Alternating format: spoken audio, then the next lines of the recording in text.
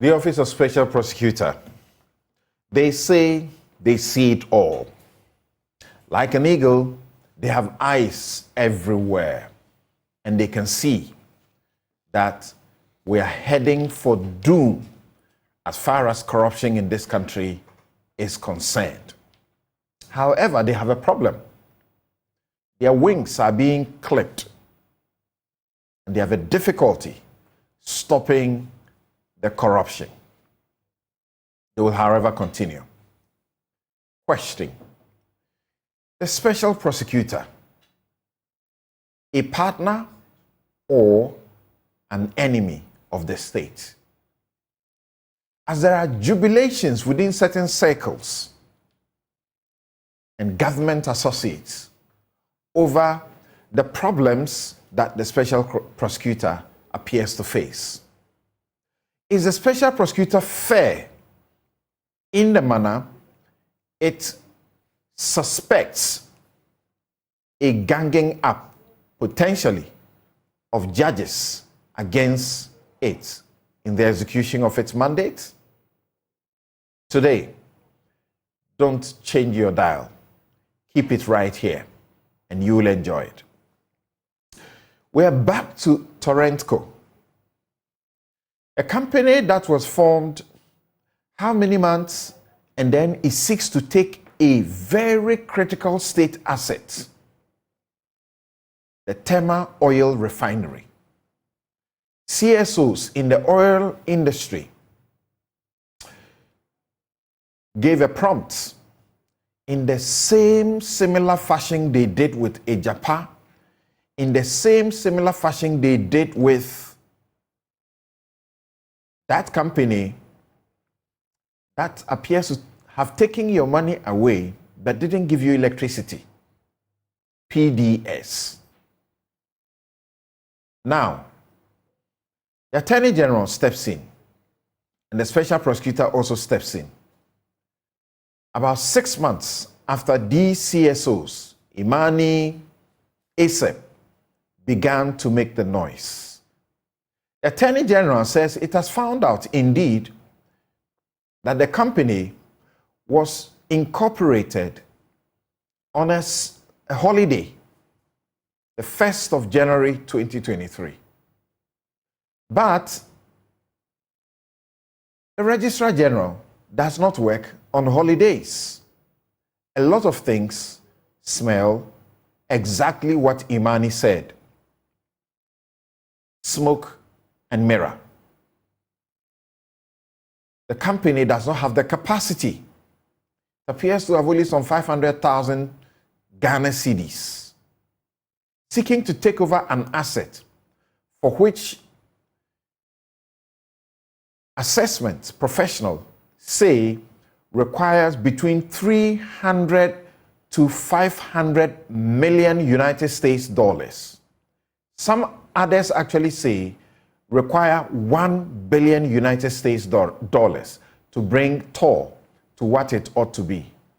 Question continues: how did this company come by the 22 million that it intends to take the assets for?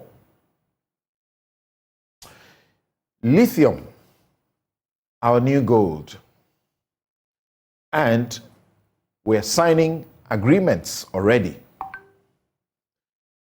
People, including the former Chief Justice, Sophia Kufu, say the lithium lease is not different from previous colonial type deals. The questions being raised about this, are they justified? I'm Samson Ladianyanini. This is Newsfile.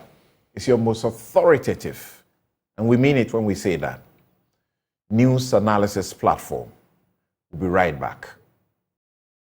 You're welcome back. This is Newsfile. It's your most authoritative news analysis platform, and here on Newsfile, as always, we put Ghana first. We join in the studio by Professor Kofi Abochi, Dean, UPSA Law School; Inusah Fuseini, lawyer, former MP, Tamale Central, and former Minister, Lands and Natural Resources, Roads and Highways as well. Joining us by Zoom, will be Dr. John Osai Kwapong, Political Scientist, Democracy and Development Fellow, CDD, Ghana. And subsequently, on the other issues concerning our mineral resource and the AG's verdict that says the Torrenco deal clearly should not be able to go on. Well, the OSP started its investigations, then stopped the deal. Then the AG also stepped in and also has issued a report. On that issue, Bright Simmons, Honorary Vice President Imani Africa, will join us. Professor Bochi will still be in the studio with us, and Inusah Fuseini as well will continue that discussion with us. So, as you know, the Office of Special Prosecutor, led by the second Special Prosecutor, I say second, not to mean there's a first and there's a second right in that office. The first was Martin Amidu. The second, and continuing, is Kisi Ejabing, called a press conference and had a lot to say. Let's listen to excerpts. That a careful examination of these outcomes portends a disturbing spectre that the fight against corruption is being hampered to the disbenefit of us all. And I do not say these things lightly. 4 instances will suffice. In one case, the OSP applied to the High Court for a confirmation of a freezing order in respect of a deceased person's estate. The judge refused to confirm the order by, in effect, holding that the OSP had come too late since the person of interest had died, and that his death had extinguished the inquiry commenced after the occurrence of death. We publicly commented on this outcome, and the danger of this outcome is obvious, members of the press. It is to the effect that a person may, in his lifetime, acquire property through corruption, and then upon his demise, happily pass on the corruptly acquired property to his estate, and by so doing, extinguish all scrutiny as to the propriety or otherwise of the acquisition of the property, because his corrupt activities were not discovered during his lifetime. In the second instance, the OSP had declared as wanted a person is believed to be a fugitive from justice. The person, through his lawyer, proceeded to the Human Rights Court on an ex parte application, and the judge, without even an inquiry as to why the OSP believed him to be a fugitive from justice, issued an injunction that the OSP should not arrest the person for a period of 10 days. Members of the press, this is dangerous. It encourages criminal suspects to go before the courts to seek injunction orders against law enforcement agencies from apprehending them. The judge did not advert his mind to the well-founded proposition that no one has the right not to be arrested, and he accorded the suspect a right not to be arrested. In the third instance, the OSP applied to the High Court for a confirmation of a seizure order and a freezing order in respect of a person who had just resigned from a ministerial position and had reported that large cash sums in foreign denominations had been stolen from her residence. In addition, the OSP subsequently discovered additional large cash sums in foreign denominations and cedis still stashed in her residence. The judge hastily dismissed the OSP's application and ordered a return of the seized amounts and the defreezing of her property. And he proceeded to lash out at the OSP for not doing a thorough investigation, without the slightest consideration that the seizure and freezing orders are designed by law to facilitate investigation into the affairs of suspects, and not the other way around, of requiring thorough investigations before the OSP can seize or freeze. The judge also completely ignored the fact that in almost every jurisdiction, including Ghana, it is extremely unusual and highly suspicious for a public officer to have such large cash sums stashed in their homes, and that the circumstances of the case dictated pause and reflection and the granting of the OSP adequate time to carry out its investigation. In our estimation, the judge was only interested in the return of the money to the person of interest and nothing more. Then he proceeded to erect non-existent legal barriers to prevent the OSP from investigating the matter. I'll revisit this case. Members of the press, in the fourth instance, the OSP had issued an investigation report in respect of the grant of a customs advance ruling by the Customs Division of Ghana Revenue Authority. The report opined that there was an institutionalized culture of light-hearted unconcern regarding impropriety of action at the Customs Division of Ghana Revenue Authority, which indicated a high propensity to engender corruption and corruption-related activities. Consequently, the Special Prosecutor directed the opening of a wider investigation in respect of the affairs of the Customs Division. Further, in pursuance of the office's mandate of taking steps to prevent corruption, the Special Prosecutor directed remedial action by Ghana Revenue Authority. The authority has instituted processes on the basis of the Special Prosecutor's directive, which has saved the nation substantial revenue. Then comes the problem. The affected customs officials proceeded to the High Court to challenge the work of the OSP. The judge accused the OSP of constituting itself into a court and a commission of inquiry by making findings. In doing so, the judge conveniently shut his eyes to an express statutory provision that the OSP has the mandate to publish detected acts of corruption, and that was exactly what the OSP had done in the report. I wish it had ended there, but worse. The judge then proceeded to prohibit the OSP from further investigating the affected persons. Members of the press, the judge fell into the grievous fault of what he accused the OSP of by outlandishly going beyond his jurisdiction with a purported clothing of the affected persons with immunity from investigation and hence immunity from prosecution. Members of the press, the duty and mandate of the courts is to apply and enforce the laws of the Republic, and not to grant persons immunity from criminal investigations and prosecution. A court cannot injunct the OSP from investigating or prosecuting any person. The decision to investigate and prosecute lies with the investigation and prosecution authorities, such as the OSP, and the OSP has at all material times carried out its power to investigate with candor and professionalism, being minded of the rights of suspects under its investigation. Members of the press, just as it is essential that anyone accused of a crime should have free access to the courts so that he may be duly acquitted if found not guilty of the offense with which he or she is charged, it is also of the utmost importance that the judiciary should not interfere with investigation and prosecution authorities in respect of matters which are within their statutory powers.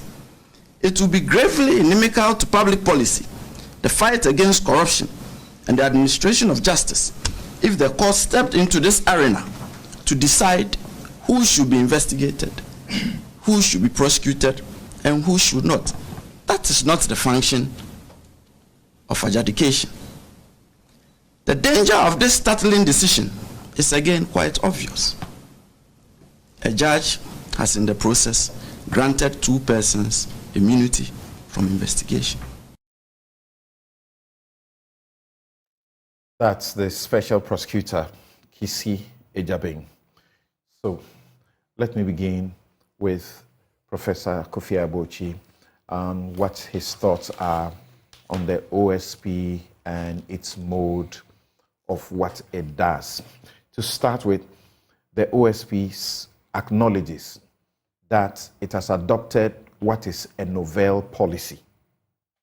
And that policy, he says, is a policy of transparency. He says, in pursuance of transparency, we've adopted the policy that the office would issue a media release after every major judicial pronouncement or decision by informing the public on our judges' opinions in cases involving the OSP and stating the position of the office on the opinion in question as to whether it progresses the fight against corruption or otherwise. And people find problems with this. It says very senior lawyers have called him, and many compare him with the Attorney General and other prosecutors and say, you're supposed to be quiet and private and not the manner in which you are going about it. No, I totally disagree. I strongly support what the OSP is doing. The OSP is an office which is involved in public interest litigation. I think it's important for us to understand that public interest litigation is not just another regular litigation. He is involved in the defense of the public interest, and when you're involved in the defense of the public interest, you ought to give feedback to the persons who are interested in the litigation involved or in the prosecution involved. The OSP, therefore, occupies an office which not only is novel, but an office which was called into being by the public, so to speak. This is a matter that dominated political conversation for many years. I do not see and understand what the reason is that after having been established, the OSP should operate in private. Mind you, we have to bear this in mind, that the OSP is interested in public facilitation of its work. And so if an office is interested in the public facilitation of its work, that office invariably would have to engage that public. It is when the OSP speaks to the public that the public can be aware of the extent to which the OSP's work is progressing, what the difficulties and challenges are, and if the public thinks that there are any circumstances of complementing the OSP's work, the public may, so to speak, come out and engage. So I think the OSP is doing exactly what they're supposed to do. Justice is not, it shouldn't be a private business. You know, lawyers have traditionally said this, that look, let's keep some of these things quiet. The legal actors who are supposed to be quiet are known. Jurors and judges themselves, they speak through the bench. The people who are supposed to be quiet are there. Indeed, lawyers who are involved in particular cases. And I've heard lawyers on radio, and I think these days the media funds that, but it's quite unprofessional. And that I totally disagree with lawyers who do that. In other words, lawyers who are involved in cases in court, coming out of court and then literally continuing the litigation on radio or on TV, you know, and basically arguing against each other publicly. That I think is a bit unprofessional. But that is not what the OSP is doing. What the OSP is doing is to give public feedback on specific developments on cases involving matters before him. So I do not have any difficulty at all with the fact that he's giving updates or periodic updates of happenings in court. Martin Amidu was accused of speaking too much and doing little. He's facing same accusation, but his is quite different at one level, that his commentary has tended to concern critique of decisions that have gone against him. The law that sets up the OSP says he should update us quarterly of the cases he's doing, the status and outcomes as well. The law says he should make a publication of detected acts that it is investigating, detected acts of corruption. The law says he should do public education, engage the media, and so on and so forth. That is not the same as taking decisions of the court and running an appeal. Well, essentially, you've actually repeated what the statute says. Essentially, my understanding, and if I listen to him, my understanding of what he's trying to do is to get the public to come along with his challenges and difficulties.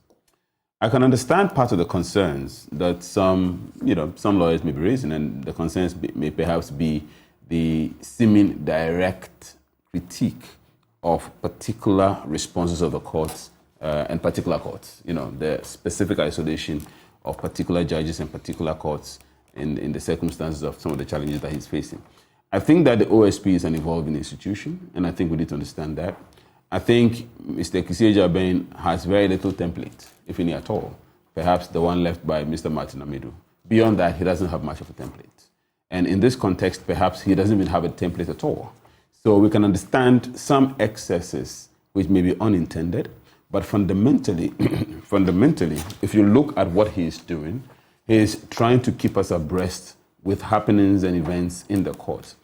Perhaps some may say that he should begin going beyond the judges and the courts by actually keeping the public also abreast with specific developments of his investigations. You know, things that he may have found, things that he's having trouble finding, where he expects the public to come in, facilitations that he would expect the state to give him, for example. I mean, some will argue that the office of the OSP is perhaps one of the most difficult offices anybody can occupy in public service in Ghana. And the reason for that is that it is an office that requires the level of facilitation which ordinarily doesn't obtain in our criminal justice system. The OSP is supposed to be a forensically led office, fundamentally speaking. And forensics, as we all know, forensic investigation in Ghana is still very much rudimentary. You are investigating offenses that are essentially consensual in character, offenses in which parties are collaborators and cooperative in terms of their behaviors. And so these kinds of offenses are quintessentially difficult to investigate. And the reason they are is because the persons involved, nobody's going to speak to you. I mean, if parties have collaborated and are happy to be involved in a corrupt act, nobody's going to be reporting them. And if you're speaking to them, they're not going to turn against each other. You will have to have independent sources of information to challenge and contradict people's positions and to get them to come clean. Typically in Ghana, the criminal investigation regime is still very much rudimentary. And as rudimentary as it is, the OSP is now going beyond the regular crimes, which are even less difficult to prosecute because they are normally not consensual. But corruption being fundamentally consensual, you will have to have an office that has that level of technical expertise and competence, and he's building things from the scratch. I think we need to give him a flag, and as I said, these may perhaps explain some of the things that some people may consider excesses in his feedback, but he doesn't have much of a template. In the circumstances, he's giving us feedback, and I think overall, the picture is the OSP is coming against headwinds. How does he overcome those headwinds? And in this context, I'm just going to say that the office faces three key difficulties. Now, the first difficulty is the one of mandate. The second difficulty is the difficulty of perception. And the third difficulty is a systemic difficulty. If you take the mandate difficulty, that's what I just spoke on briefly. That difficulty that says that you come to court, you prosecute cases, and you're able to establish things on the basis of convincing facts, and you're able to do so beyond all reasonable doubts. All the defense has to do is to raise one doubt. Now, we say these things, and it is nice, some will say, it is sexy in our criminal jurisprudence, but the reality is it's very difficult when you're dealing with prosecutions because the persons involved, political exposed persons, and persons who are involved in corrupt acts, these are persons who have means. They are persons who can afford lawyers. So if they do pay for the best of legal services, and you are an OSP who has to convince the court beyond reasonable doubt, and then they have the best of lawyers, they are going to be able to raise one doubt or the other. That creates frustrations for an OSP who's trying to do his work. But beyond that, you have Section 38 of the law, which says the OSP has the authority and the power to actually embark on freezing orders. Now, the law is clear, and I think I understand that as part of his frustrations. If you listen to his tape that he played, you can tell that he's... So do me this favor, you hold on with that. We are going to the substance of the examples that he raises that frustrates the office. We'll get to those 4 specific examples, without which there's actually nothing for us to discuss. So, Honorable Inusah Fuseini, it does appear that when you guys were making the OSP law, because the OSP is not the Attorney General, you decided that whilst the Attorney General can enter, say, a plea bargain without explaining to anybody, can just show up in the court any day and say, this case, we are not interested, don't continue anymore. But the OSP, because he's sort of, I don't know how else to put it, you decided that if he must enter a plea bargain and say, we don't want to continue a particular case, he must give explanations, he must explain, Yes. give reasons for it. Yes. You intended to check the OSP so that he doesn't abuse his power. In the same time, by doing that, he's going to give the public information. Then you required of the OSP in section 3. Yes, section 3, subsection 3. Yeah. You said the office shall, on a half-yearly basis, earlier I said quarterly, it's half-yearly basis, publish the following information in at least 2 daily newspapers or national circulation and on the website of the office. List of corruption cases investigated and prosecuted by the office, and the number of acquittals, convictions, and cases pending in respect of the cases prosecuted under paragraph A, and the value of proceeds recovered. Then you didn't stop there. You made an LI for the SP. And in the LI, in section 31, regulation 31, you say prevention of corruption. The things he's supposed to do: undertake analysis of risk of corruption, so they are actually capable in one of what you have provided to actually identify individuals who are not qualified to be appointed into public office and to advise the appointer not to appoint them. Then you said also that they should do anti-corruption assessment of legislation, among other things. Then you said they should do education and information of the public. And then they should be publicizing detected acts of corruption. Publicizing detected acts of corruption. You didn't say the OSP should be holding media press conferences and critiquing judgments or issuing press releases after every case, critiquing a judgment and suggesting that there is a certain gang up by the judiciary against it. Yeah, Samson, that's true. We didn't say that, and we had reason not to say that because judges are supposed to be independent in the dispensation of justice. And so when they do, there are several layers that you can employ. We lawyers will say that we believe that there is wisdom in one man's head, and that if you suspect that that one man is not exercising reasonable and rational judgment, you go to the Court of Appeal. And so you have 3 judges. We believe that the number of judges there definitely, shows that there is the likelihood of justice being done in the matter. And that if the 3 judges do not, in your view, exercise reasonable judgment in your matter, you escalate it to the Supreme Court. And there you are not having 3, you're having 5, you're having 7, you're having 9, you're having 11. And so we believe there's wisdom in numbers. Because the court structure is layered, we believe that if you try in the court of first instance and you fail, you have opportunity to go up and to go up and to go. That's why we didn't provide that. But I agree with Prof. entirely. I have tremendous sympathy for the OSP. It was a difficult legislation. It was difficult because the first challenge we anticipated actually when we passed the law was that someone would carry us to court and say that we had done an unconstitutional act. But you see, why didn't anybody go to court? Because there's consensus by the whole country that we have tackled the canker of corruption. There are only 2 things that are essential in defeating corruption: disclosures and transparency.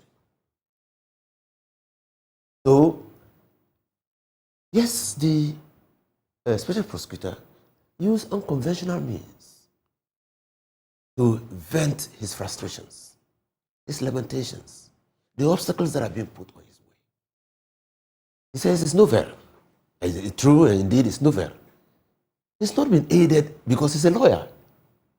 But you must understand, and Professor Buchi knows him very well, that he was a diligent academic, very hard-working lawyer. That he's important in the office And now his competence is being called into question.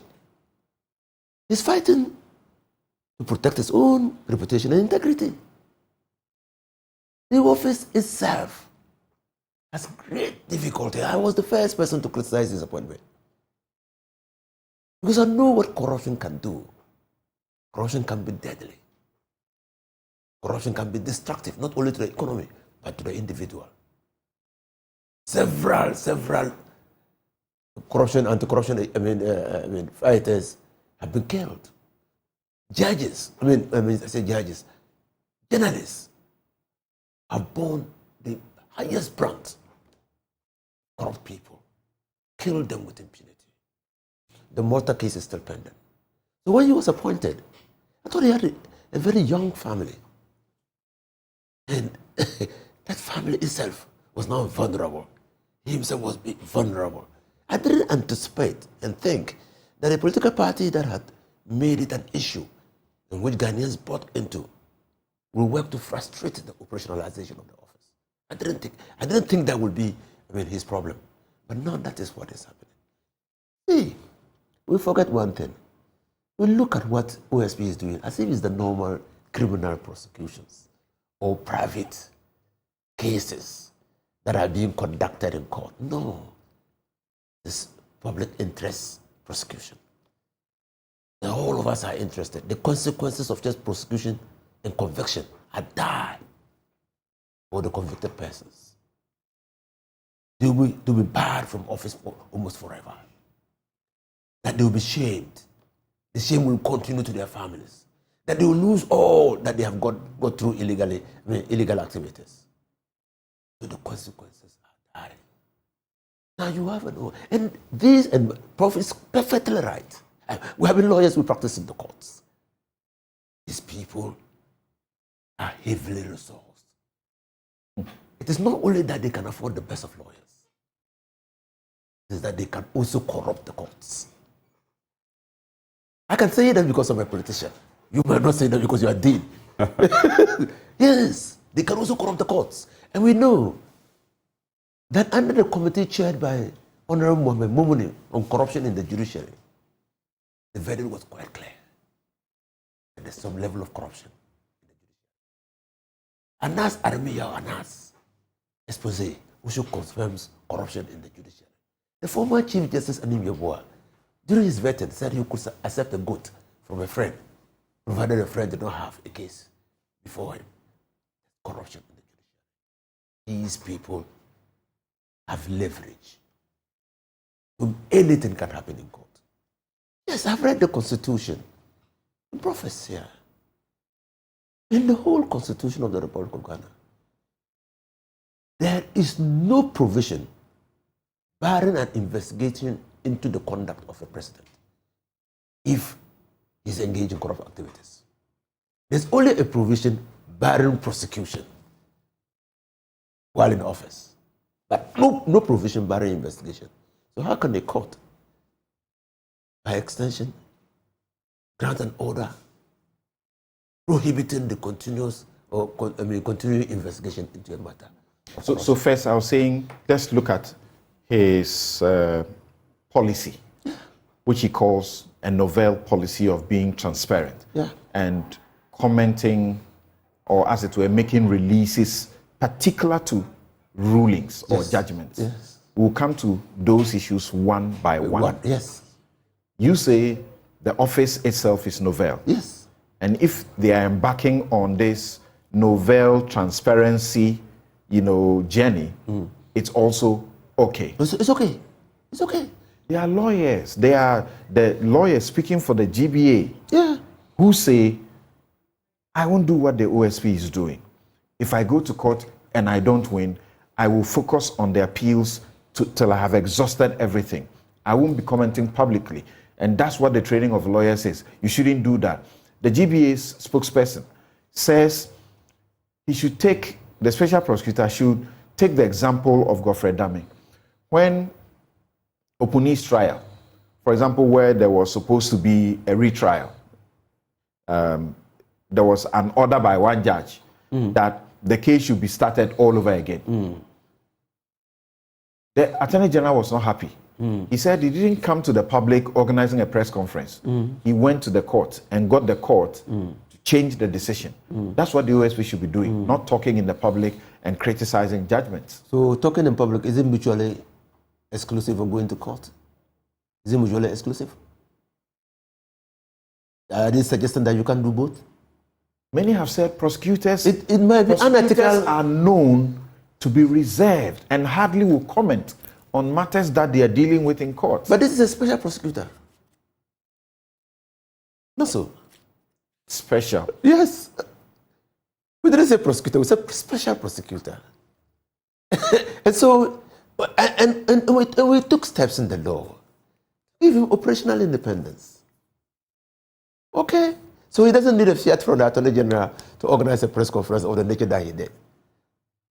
Okay. No, they're only saying you should take a cue from the Attorney General. And other Well, in prosecutors. corruption, you don't fight corruption in darkness. You fight corruption throwing light on what you believe are obstacles to your fight against corruption. The court is public. The court is not in darkness. Well, the decision, he's criticized the decision of the court. And he can go up. He can continue to go up. Okay? But he needs to carry the public along. All right.